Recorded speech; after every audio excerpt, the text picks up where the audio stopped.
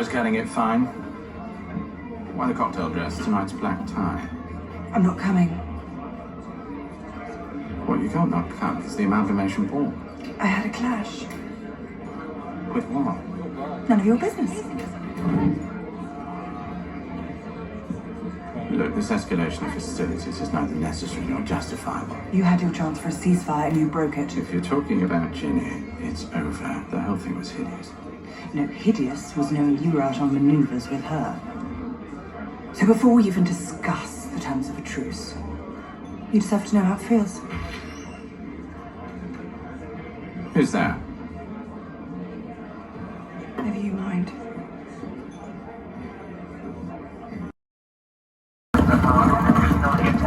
Run up the field on a glorious day here at the Guards Polo Club. Coming straight through, looking confident, Prince Charles, good chance there at the number 4.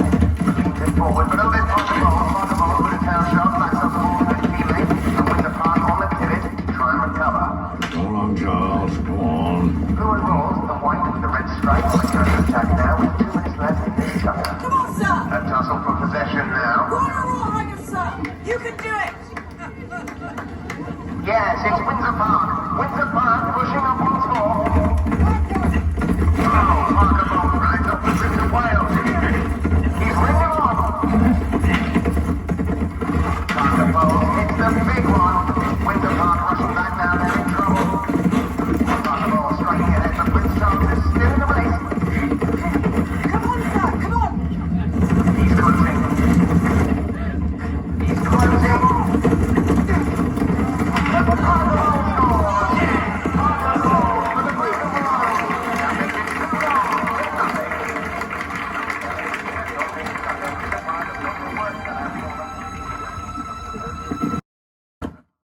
So,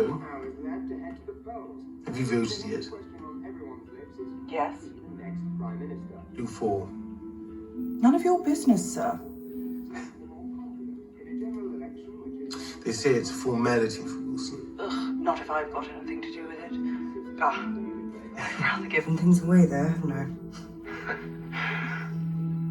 How am I going to be able to persuade you to have dinner with me? Is you a royal decree? I can't do that. I'm not king. Yet. Yes. Then just say please. Please. Then it could be we find ourselves waking up to a I'm begging.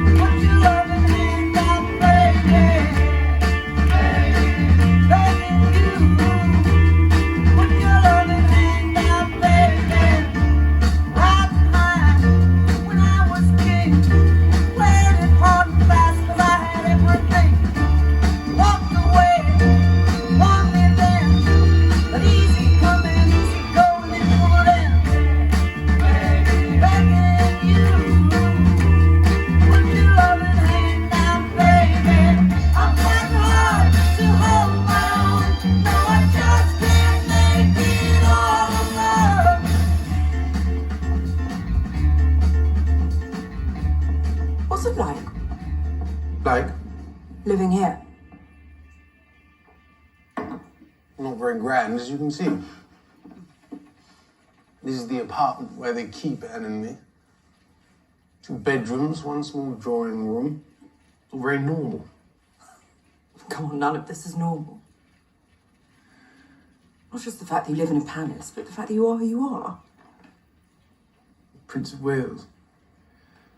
It's not so much an existence as a predicament. I am both free and imprisoned.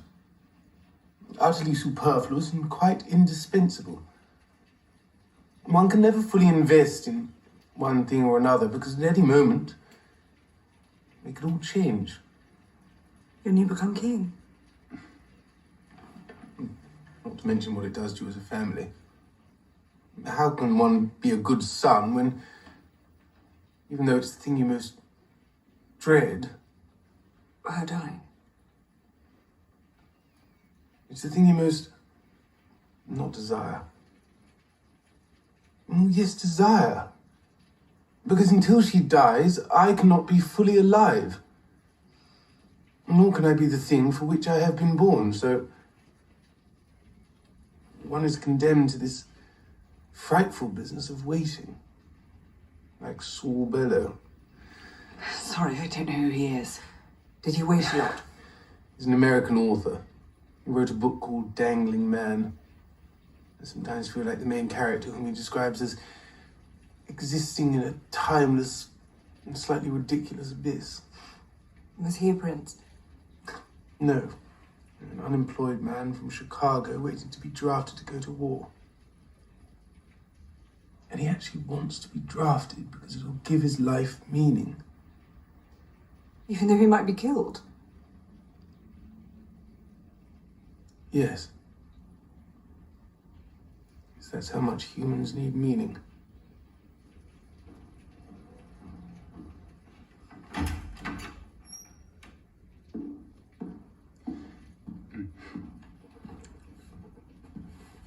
Mum. Oh, for me?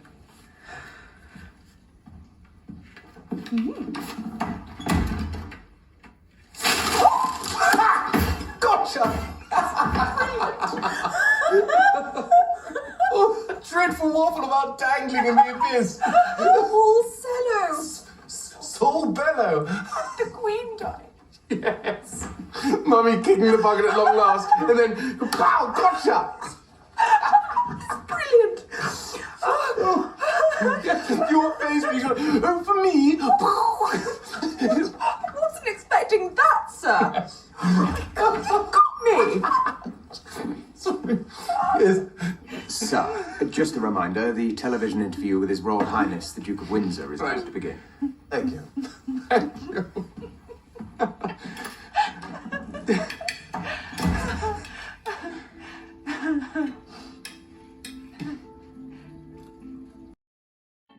I much hope to redefine. I had my own ideas, my own opinions, my own philosophy.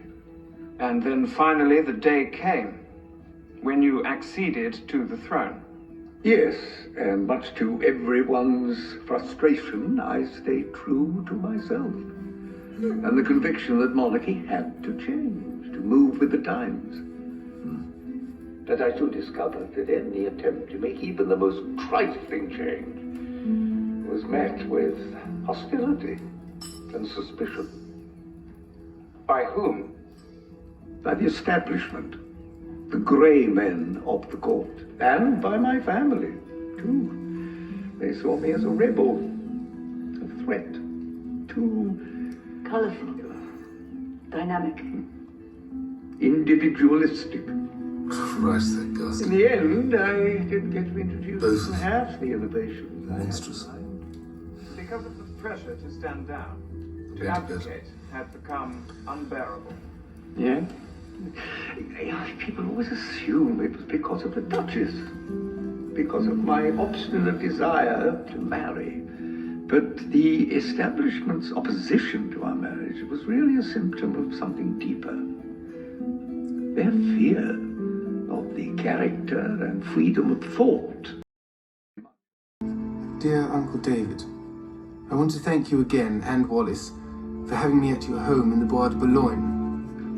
It's a rare thing that fate should allow a former king and a keen waiting to meet. To tell the truth, it opened my eyes to a few things. To the nature of kingship, the nature of love, and all the difficulties that go with both. I'm sure you know that the family would have preferred me not to visit you. Afraid perhaps I might recognize myself in you, sympathize with you. Well, let me confess that I do recognize myself in you. Your progressiveness and flair, your individuality and imagination. What a king you would have made in a kinder world. what a king we were denied. It makes me so sad to see you living in exile, when all you did was take a stand for principle and love one woman completely. You were cruelly denied your right to reign alongside the woman that you wanted by your side. But I give you my word. I will not be denied what you have been denied. The crown is not a static thing, resting forever on one head. It is moving, alive, divine. The changing face of changing times. And if, God willing, it has been ordained that I should wear it, then I shall do so on my own terms. And hopefully, make you proud.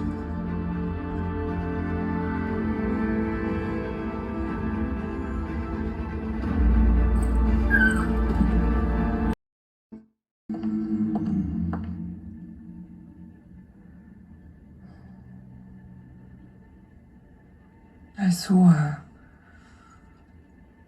The Black Widow. Wallace. It's funny, old crow. She stared at me. It spooked me, rather. She gave me a warning. About what? My family. Mummy? Goodbye, darling. And Margot? Or you? Dartmouth unbearable? What a question. Uncle Dickie? It'll be the making of it. Just remember, acting lieutenant doesn't mean you're in a bloody play. It's funny. I looked at them as I was leaving.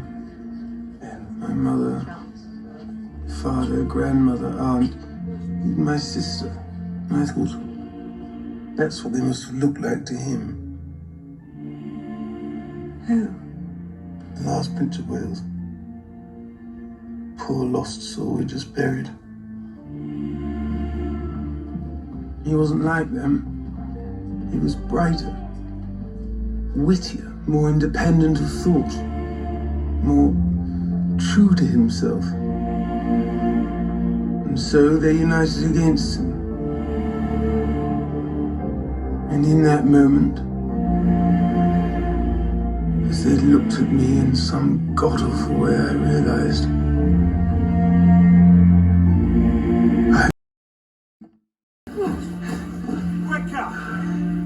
strange things, daydreams.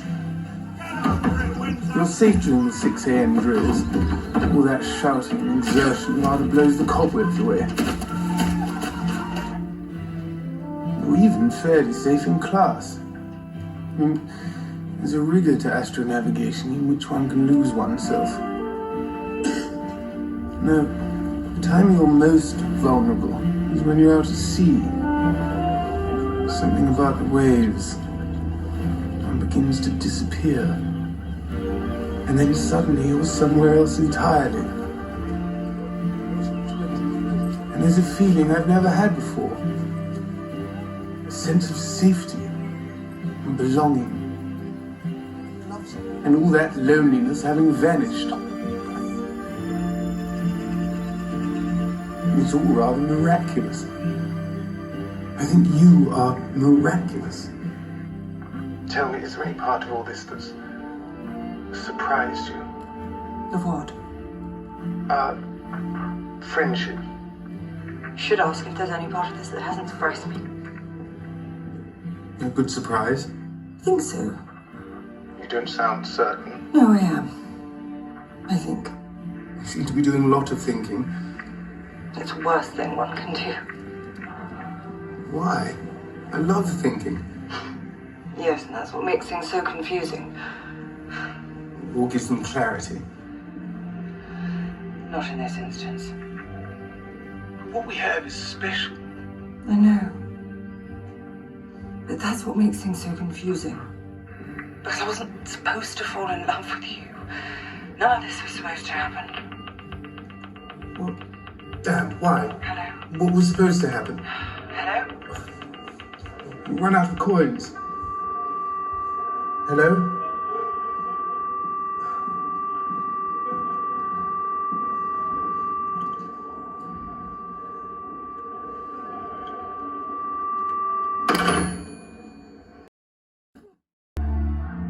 I don't know where to begin. What to say.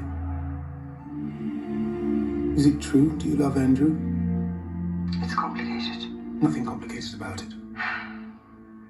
It's a yes or no answer. Do you love him? Yes. In a manner of speaking. Such a fool. But the more time I spent with you, the more I got to know you, the more my feelings changed. Transport is waiting, sir.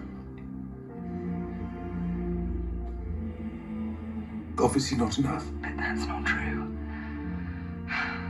Whatever anyone tells you, you must believe that my feelings for you are real. Then why have we allowed them to do this?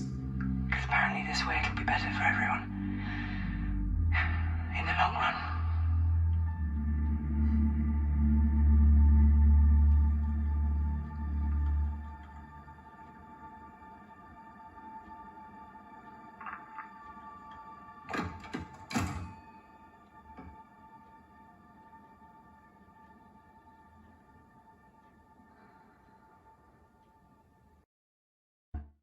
Of family relationships. Can a successful union between two people be forged? Fealty, allegiance, obedience, and devotion. These are Christian values that sustain a marriage and that bind a family together.